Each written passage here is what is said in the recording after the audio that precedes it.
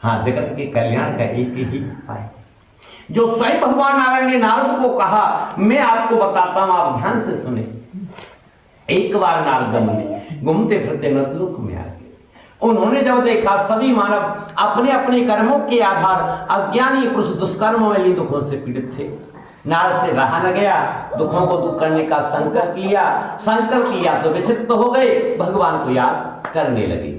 भगवान आपकी चार भुजाएं चतुर्भुजी कहलाए, शंख चक्र गदा पद्म सुशोभित थे। अनेकों कर्मों को आप कर आए, आपका आदि नहीं, मध्य नहीं, अंत नहीं। आप तीनों रूपों से परे, सर्वगुणों से संपन्न, सो हे कृपा निधान, आप तो सब पर कृपा करते हैं, परंतु पर शब्द लग गया नारद जी शांत।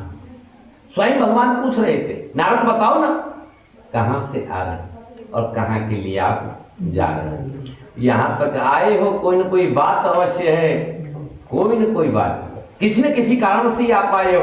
न्याय संकोच निडर होकर के वही कहो जिसके कारण तुम्हारा यहाँ आगमन हुआ। जब स्वयं भगवान ने नारद जी को निडर किया, हाथ जोड़ लिए नारद जी ने, भगवान मैं बताऊं कैसे।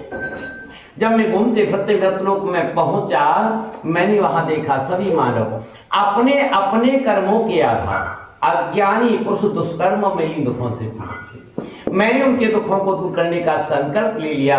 सो हे कृपा निधान, मेरा तो संकल्प पूर्ण हो जाए, दुख सबके दूर हो जाए, ऐसा कोई उपाय बता दीजिए जो सुगम हो, सरल हो, जिसको आसानी से मिले। भगवान ने बताया जगत के कल्याण का एक ही उपाय है, जिसका नाम है सत्य नारायण व्रत कथा। तो सब जानते हैं।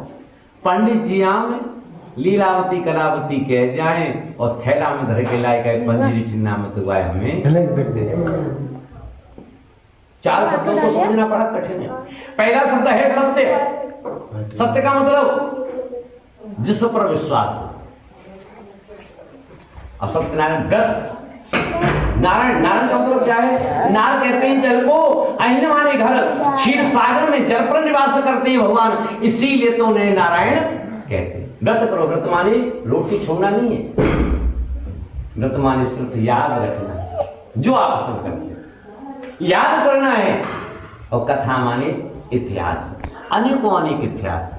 हम नहीं कहते रामायण पढ़ो, हम नहीं कहते भागवत पढ़ो, जो तुम्हें अच्छा लगे, जो तुम्हें प्रिय लगे, लेकिन कब पूर्णता पवित्रता हो। जब जलों में जल पवित्र गंगा जल है और फलों में पवित्र केला का फल, लता पत्ता जिसमें सुगंधी है, भगवान का मंडप हो, सुबह गीता आदि का आचमन करो, संध्या कथा श्रवण, रात्रि में कीर्तन हो, समस्त समय जो भगवान को समर्पित करते हैं उनके समस्त मनोरथ पूर्ण होते हैं। यही इस कल काल का श्रेष्ठ उपाय, दूसरा कोई उपाय नहीं। इतरे वायखंडे श्री प्रथमो अध्याय विश्राम विराजमान भक्तन प्रेम से बोले ऋषि बाल मुकुंद भगवान की जय, ऋषि वृंदावन बिहारी की जय। अब द्वितीय अध्याय में शिव जी महत्व कहते हैं। अब मैं तुम्हें ज्ञान के लिए कथा कहते